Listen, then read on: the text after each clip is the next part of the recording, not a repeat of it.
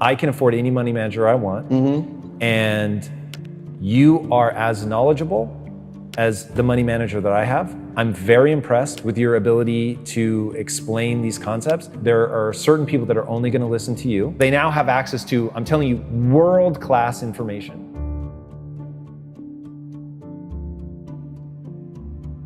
Wealthy people do three things, man. They stop trading time for money. They make their money work for them.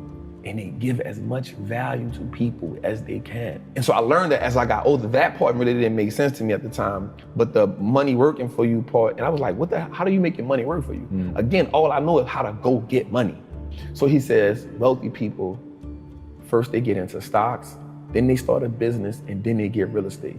I took my time, I researched the Warren Buffetts and the Peter Lynch's, and I'm not gonna lie, in the beginning, that shit was like Chinese to me. Right? This is a foreign language. And so what happened to me was it started reminding me of being in the streets. Everything about it. And I heard this term one time that said, the real gangsters are on Wall Street. Once you know how something works, then you can get good at it. But if you, and I really think the vast majority of humanity, and I don't care what class you're in, the vast majority of humanity does not understand how the world works. Therefore, they are at the mercy of the world, and the people that figure out how it works can change things. You know, you have to understand how things work. And like, yeah, that is to me what is so powerful about you. You understand a game that a lot of people that are disenfranchised understand, the streets. And you're saying, motherfuckers, this is just physics. Let me show you the correlate over here. It's all the same shit. It's the same.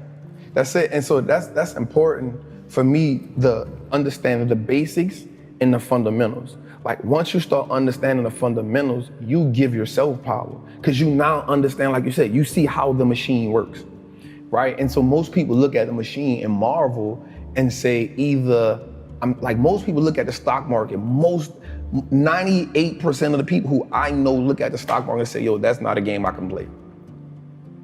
I'm staying away from it. And so the way it's set up is, the world is set up, well, listen, cool, I don't even want you to play. Just give me your money, I'll play it for you.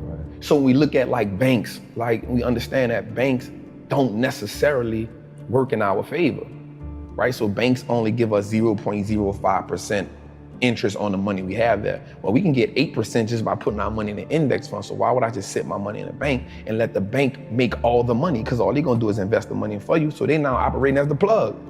They operate now as the man who, I'm gonna front you this, I'm gonna make my money, I'm gonna take the cut, I'm gonna give you just enough to keep coming back. I'm gonna go to the plug. Who is the plug? The stock market, right? And so once I understood the fundamentals of like, the most important thing too, is we don't understand how money works. That's a whole different language in its own. The relationship with money in my community is you make money just enough to pay bills. And so once you get tired of paying bills, you say, you know what? I need to treat myself to something, right? No matter if I gotta go in debt, no matter if I need to treat myself to something to take this misery away. So you treat yourself to something that you can't afford at the time, right? But it makes you feel good in the moment. And so because it makes you feel good, you say, you know what? I'm living. This is a reprieve from everyday struggle. Let me get back on the hamster wheel. And so the sacrifice now becomes hard because now you're saying, I gotta work and never get that reprieve. I'm not willing to do that, right? And so that's the mindset comes in and say, everybody around me had the same problem. No one represented the solution. So if I don't change something, I'm only gonna end up like everybody else I know. Somebody has the solution somewhere. There's too many people out here living the life of their dreams that I'm watching. They know something I don't know. And the only thing that they had was access to a different type of information. So once I went and got the information, I now wanted to sing from the mountaintop, like, yo, look at this dope thing I found. Everybody can be a part of it. And then when I showed it to people, they was like, that ain't it, bro. I'm not about to do that. And so I realized how powerful it was for me to, one, become economically like powerful in my mind. Because the thing about investing, especially in stocks, is that piece of ownership of everything that I use now makes me say, well, if I own that Apple, God, I don't care about buying an Apple phone. If I'm gonna wear Levi's and I'm gonna wear Timberlands, if I can own VFC Corp, then I own the stuff that I'm buying. I'm okay with that. Like that subtle shift in my mindset changed everything for me. Because now I was after just owning everything that I consume. In the beginning, that was my introduction to the game. Let me just own everything I consume and then I'll feel okay. Owning a stock is like, it's owning a percentage of a great business. And so once I understood that concept, I understood that the key to wealth is through ownership. Like that was one of the things that made it click, because I studied the wealthy people. The key to building wealth is not how much you can work. You can't work your way to wealth.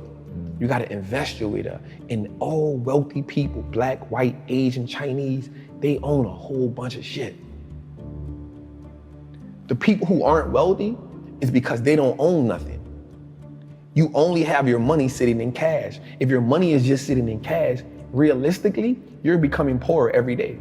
Right, or they own depreciating assets. And that's what cash is. It's a depreciating asset, because the more money they print, the more money that money loses value. Yeah. So if it's just sitting, it's the reason why the bank wants you to have your money there. So they can take it and use it and invest it so much and be like, hey, it's just sitting, I'm gonna give you 50 cents on whatever you had in there. Right. And so the idea of ownership was, yo, we can just start owning everything that no matter if it's just a stock. Like that's powerful, because if you can start owning the businesses that you now consume every day, you turn a one-time transaction to a lifetime of profit. Because if I go to the store and buy a pair of Nikes, that's a one-time transaction. In order for me to get something from them again, I gotta come back and buy another pair of Nikes. But if I own the Nike stock, long as I own it, it's a profitable vehicle for me. So that one-time transaction can become a lifetime of profit if I own that business. And another great thing about the stock market is it makes me pay attention to the world. And so now I understand what's going on in the world. I started learning business cycles, market cycles. You know what I'm saying? Like, because now I can understand, yo, this is okay. Things are going out of business. Okay, we're in this cycle. Okay, people are hiring. Okay, we're in expansion cycle. And so now I took an economic class on my own without just understanding the world. And so you start understanding when something is happening in China. Okay, something happening in China, so I own Apple. Apple has 20% of their revenue in China. Okay, they might take a little hit right now. What do you say to people that don't think they have enough money to invest? So the important thing for me to tell them is start where you are. You build a mansion, you build an empire, you build it brick by brick. Like you start with $25. If you can do $25 a month, that's cool. If you can do $25 a week, that's cool. Because what happens is, once you start understanding the power of how your money works, you'll start saying, yo, I don't need to do that because that's taken away from this. That 25 will now become $50. Guaranteed. That 50 will now become 100 because you're gonna start doing more with less. The person who works out and sees that they drop 10 pounds in 2 weeks says, you know what, I'm gonna go a little harder because I know if I can drop 10, I can drop 20, right? I know if I see one muscle shape up, I know it's possible. The word possible is so powerful. Possible changes the game. Instead of it being impossible, we now say I am possible or I'm possible. That changes the dynamic. So the first mindset is saying, invest in your first stock. It don't have to be a winner. It doesn't have to be a home run. It can be an AT&T stock that costs $26 right now. It may not be the best investment in the world, but you started, right? And the great thing about anything is you can't be great if you never go to practice. You can't hit 81 if you never get in the gym. So just get in the gym and then find somebody who can teach you. Be dedicated to understand the process. Warren Buffett said he reads 500 pages a day. We have to understand the power in learning and being educated, man.